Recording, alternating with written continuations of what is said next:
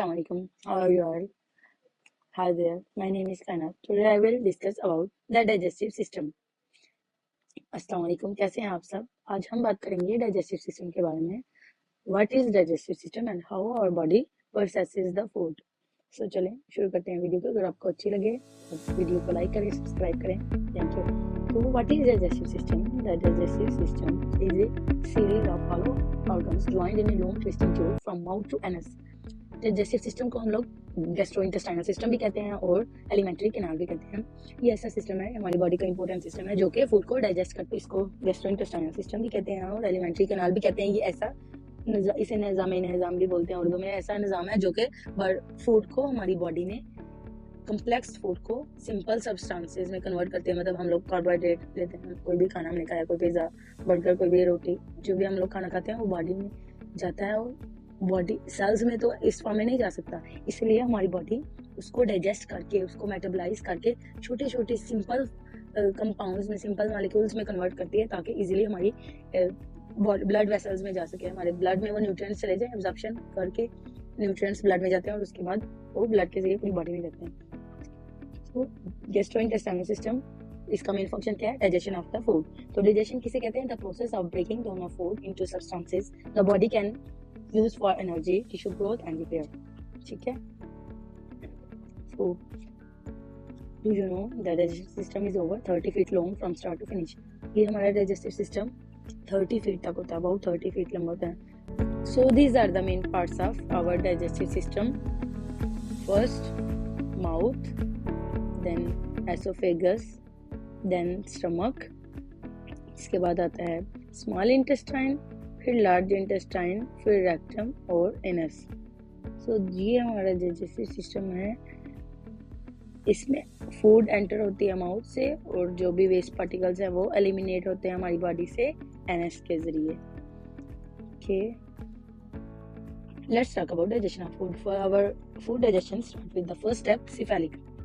हम जो भी खाना खाते हैं सबसे पहले हमारे दांत उसको छोटे छोटे हिस्सों में चबाते हैं और हमारी जो सलाइवा है वो फूड के साथ मिक्स होता है और वो फूड को नरम कर देता है. और जो हमारी टंग वो इसको रोल करती है, रोल कर करके बोलस बना के वो मुंह के अंदर डालते हैं. So first step is ingestion. The food we eat is ingested, is chewed by our teeth and then swallowed inside the mouth. तो जो भी हमने खाना खाया वो अंदर जाता है, इंजेक्शन होता है. उसके बाद क्या होता है?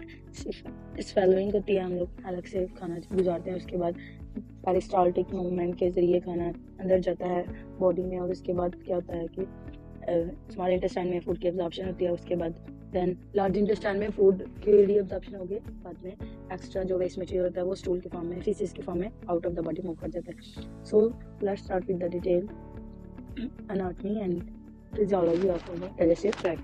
सबसे पहले हम जो भी खाना मुंह में डालते हैं, हमारे दांत उसको चबा के छोटे छोटे टुकड़ों में कन्वर्ट कर देते हैं और जो हमारा सलाइवा है उसको मिक्स करके फूड को गीला करके और हमारी जो टंग है उसको ऐसे ट्विस्ट करके अंदर की तरफ रोल कर दिया. और saliva starts to break down the food and turn it into a ball like mixture of food and digestive juices. Saliva also moisten our food, making it easier to swallow. These are the stages of food digestion. So the digestion starts with the ingestion, digestion, absorption and excretion.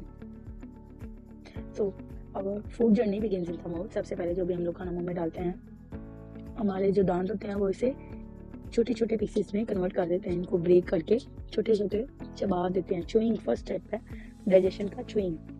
और फिर जो होते हैं chewing के बाद आता है waiting. जो हमारा सलाइवा होता है वो फूड को वेट कर देता है. जो हमारा सलाइवा होता है वो फूड को ब्रेक करके, और इधर फूड की डाइजेशन इधर से स्टार्ट हो जाती है. फर्स्ट सिंपल कार्बोहाइड्रेट्स जो भी होंगे वो सलाइवा एब्जॉर्ब कर लेगा. सलीवरी ग्लैंड में से एब्जॉर्प्शन, माउथ में से ही एब्जॉर्प्शन स्टार्ट हो जाएगी कार्बोहाइड्रेट्स की.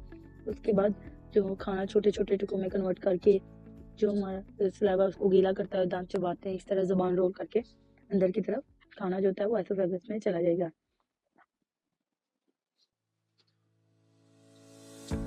So next step is the oesophagus. Second पे क्या होगा? जो एसोफेगस है, एसोफेगस क्या है? ये लॉन्ग हॉलो ट्यूब है. मतलब कि ये सारा डाइजेस्टिव सिस्टम हमारा हॉलो ट्रैक्ट है. तो ऑलमोस्ट 1 मिनट तक हमारे जो खाना होता है वो मुंह में रहता है, उसके बाद वो एसोफेगस में मूव कर देता है। हमारा बॉडी, हमारा माउथ जो होगा वो एसोफेगस में भेज देगा। टंग ट्विस्ट करके बोलो, एक एक करके लुकमा स्वेलविंग होगी, हलक से गुजर के वो एसोफेगस में चला जाएगा। फेरिंग्स से, माउथ से फेरिंग्स में जाएगा, फेरिंग्स से एसोफेगस में जाएगा। एसोफेगस क्या है? लॉन्ग हॉलो ट्यूब है, इसे फूड पाइप भी बोलते हैं। फूड पाइप में जाएगा खाना और इसके बाद नीचे स्टमक में जाता है। तो फूड पाइप में कैसे जाता है? पेरिस्टाल्टिक मूवमेंट के जरिए, मतलब ये ऐसे तो नहीं गिर जाता। तो हम जैसे जैसे हम लोग चबाते हैं तो फूड आहिस्ता आहिस्ता ट्यूब में से गुजरती है पेरिस्टाल्टिक मूवमेंट के जरिए। पेरिस्टाल्टिक मूवमेंट क्या आती है? ये जो मसल्स होते हैं वो इस तरह फूड को नीचे की तरफ धकेलते हैं। ये peristaltic movement Aahista Aahista bolus आगे आगे जाता जाता है और पेरिस्टाल्टिक मूवमेंट्स होती हैं वो आगे आगे धकेलते जाते हैं खाने। अब खाना उसके बाद आ जाएगा एसोफेगस के बाद, जो भी सारा मटेरियल है वो आ जाएगा फूड मटेरियल स्टमक में। तो स्टमक जे शेप ऑर्गन है, ये important organ of the digestive tract. तकरीबन 1 मिनट तक जो रहता है वो खाना रहता है, जो इनके बाद फिर आता है एसोफेगस में। एसोफेगस में कुछ सेकंड तक रहता है, 4 to 8 सेकंड तक। उसके बाद खाना आ जाएगा स्टमक में। स्टमक में क्या होंगे? गैस्ट्रिक जूसेस होंगे, गैस्ट्रिक एसिड, HCl वगैरह, वो प्रोटीन डाइजेशन स्टार्ट कर देंगे। जो भी खाना है पहले तो स्टमक उसको मिक्स करेगा, जैसे जूसर होता है मिक्सर, स्टमक एक मिक्सर है, वो फूड को मिक्स करेगा। उसके बाद खाने को करीबन 2 to 4 आवर्स लगेंगे खाने को इसमें स्टमक में। इसी में गैस्ट्रिक जूसेस और HCl की वजह से वो जो होगा स्टमक, वो फूड प्रोटीन एब्जॉर्प्शन करेगा। पहले तो फूड को डाइजेस्ट करेगा, मिक्स करेगा, देन प्रोटीन की एब्जॉर्प्शन कर लेगा। इधर से ही प्रोटीन एब्जॉर्प्शन स्टार्ट होगी। Most of the protein content is absorbed in stomach, then food will go into small intestine. Small intestine जो है वो longest part of digestive tract है, अबाउट 9 to 16 फीट लॉन्ग। इसके 3 इसके पार्ट्स होते हैं, duodenum, jejunum, ilium.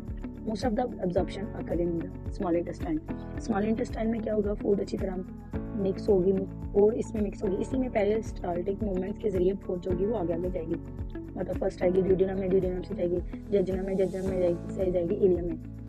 तो duodenum में क्या होगा? स्टमक से फूड पहले जाएगी ड्यूडेनम में। ड्यूडेनम में जो होंगे वो एंजाइम्स होंगे और डाइजेस्टिव जूसेस और ड्यूडेनल जूसेस और 3 जो एसेसरी ग्लैंड्स हैं वो पेनक्रियाज और लीवर, इनके भी सिक्रीशन आएंगे, वो फूड को डाइजेशन में हेल्प करेंगे। तो मोस्टली न्यूट्रिएंट्स होंगे इसी में एब्जॉर्ब होंगे। ये ड्यूडेनम, जेजुनम और इलियम, इसके 3 पार्ट्स हैं स्मॉल इंटेस्टाइन के। तो ड्यूडेनम में जब खाना आएगा, ड्यूडेनल जूसेस और बाइल की वजह से जो कि लीवर की तरफ से आएगा और पेनक्रियाज की तरफ से आएंगे पेनक्रियाटिक जूसेस, ये तीनों मिलके most of the protein, carbohydrates और फैट्स की डाइजेशन कर लेंगे, एब्जॉर्प्शन कर लेंगे। तो कार्बोहाइड्रेट मेटाबॉलिज्म माउथ से ही स्टार्ट हो जाएगा। प्रोटीन मेटाबॉलिज्म मेनली प्रोटीन की जो डाइजेशन होगी वो होगी स्टमक में। तो fat, most of the fat digestion occur in duodenum because of duodenal and pancreatic juices in addition to bile. मतलब बाइल, पेनक्रियाटिक जूसेस और ड्यूडेनम मिलके इसको डाइजेस्ट कर देंगे, इसको प्रोटीन को। तो फूड जो होगी ड्यूडेनम से जाएगी जेजुनम में, जेजुनम में से जाएगी इलियम में। तो इलियम में डाइजेशन एब्जॉर्प्शन होगी फूड की। Most of the food content will be absorbed in ileum. Ileum में छोटे छोटे विलाई होते हैं, फिंगर लाइक प्रोजेक्शन होते हैं जो कि फूड को डाइजेस्ट कर लेते हैं, एब्जॉर्ब कर लेते हैं। एब्जॉर्ब करके मतलब उसमें बहुत ज़्यादा कैपिलरीज होती हैं उसके इलियम के, उसमें सारा चले जाएगा। तो एब्जॉर्प्शन किस में होगी? फूड एब्जॉर्प्शन इलियम में। जितने भी कार्बोहाइड्रेट, प्रोटीन और फैट्स वगैरह वो सारे एब्जॉर्ब हो जाएंगे इलियम में। इलियम से कैपिलरीज में चले जाएंगे, कैपिलरीज में से जो ब्लड फ्लो के जरिए सर्कुलेशन में इन्वॉल्व हो जाएगा और पूरी बॉडी में न्यूट्रिएंट्स चले जाएंगे।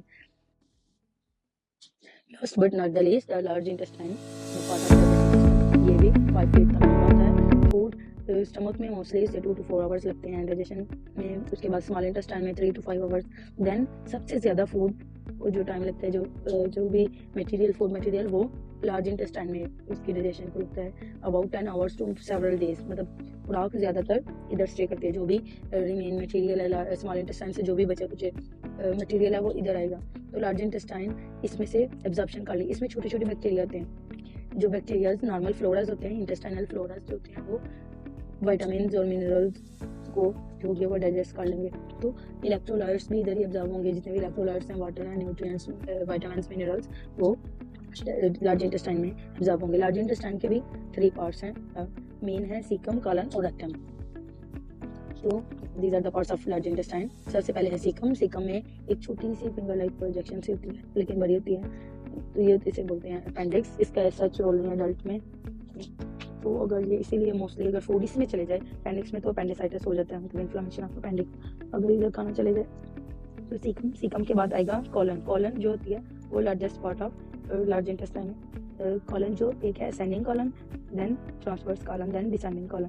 तो फूड जो होगी वो स्मॉल इंटेस्टाइन इलियम से जाएगी सीकम में, सीकम में से जाएगी असेंडिंग कॉलन में, असेंडिंग कॉलन में से ट्रांसवर्स कॉलन में, ट्रांसवर्स कॉलन से जाएगी डिसेंडिंग कॉलन में, देन सिग्मॉइड कॉलन। ये भी इसी का पार्ट है। 4 पार्ट्स हैं, असेंडिंग, ट्रांसवर्स, डिसेंडिंग और सिग्मॉइड कॉलन। सिग्मॉइड कॉलन से जाएगी रेक्टम में और रेक्टम से आगे एनस के जरिए out of the body. Then food जो होगी रेक्टम में वो स्टेक जो भी बचा कुछ वेस्ट मटेरियल है वो इंटेस्टाइन से रेक्टम में आके स्टोर हो जाएगा। तो जो भी वेस्ट मटेरियल है अब उसे बोलेंगे स्टूल। इसे फीसिस भी बोलते हैं। इसका कलर टाइप येलोविश होता है और जो वो बाइल की तरफ से होता है, थोड़ी सी बाइल सिक्रीशन भी होती है, तो वो बाइल की वजह से होता है। और जो स्मेल आ रही होती है वो नॉर्मल फ्लोरा जो होते हैं इंटेस्टाइन, लार्ज इंटेस्टाइन में जो बैक्टीरिया वगैरह होते हैं उनकी गैसेज जो होती हैं उसकी वजह से स्मेल होती है, वो गैसेज रिलीज करते हैं। After complete absorption and digestion of food, जो भी वेस्ट मटेरियल होगा उसे बोलेंगे फीसिस और स्टूल। वो आके रेक्टम में स्टोर होगा, फिर एनएस के जरिए आउट ऑफ द बॉडी चला जाएगा। तो डाइजेस्टिव सिस्टम में हम लोग रिवाइज करते हैं कि क्या डाइजेस्टिव सिस्टम का इंपॉर्टेंट रोल है वो फूड डाइजेशन में है।